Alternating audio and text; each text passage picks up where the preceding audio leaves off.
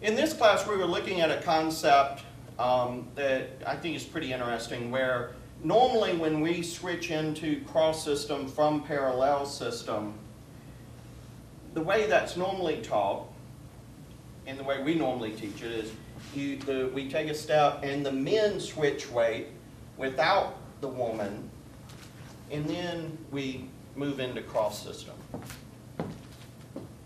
In this class, what we were talking about was switching into cross system, but instead of the man doing the weight change, of leading her to do the weight change, either to get into or out of cross system. So the first thing we did was we started with just simply switching weight together, and then the men staying on one foot and leading her to switch weight.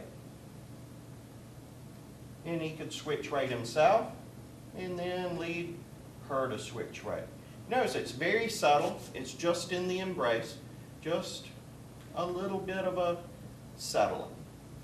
If I do it too big, then she's actually going to take a step. But it's just a matter of here, there. So you can see here, I'm actually on my left leg and leading her to switch weight. So, one of my favorite ways of implementing this is just simply at the beginning of a dance, for example. We take a side step, collect, and I slowly lead her to change weight, and then out to the cross. Very elegant, simple step. Then we were looking at if we could do this as well when we're just walking. I could walk, take a step, lead her to change weight, and then out.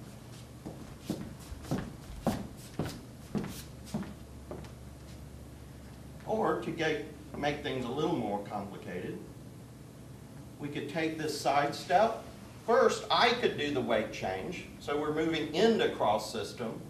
Then I go to the close side of the embrace, and then I lead her to a back ocho, and then we're back in parallel. So I led her. So first, I switched weight to get into cross system, and here I'm having her take a step to get us back into parallel.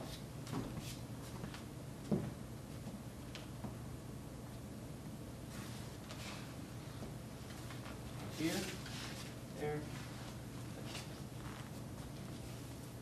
And then one last step that we did was, actually I could have her do both of the steps. I could have her take a step here, move into cross system, and there to get out of cross system. So I could have her doing those, both of those weight changes. And then one last step that we did was, actually I could have her do both of the steps. I could have her take a step here, move into cross system, and there to get out of cross system. So I could have her doing those, both of those weight changes.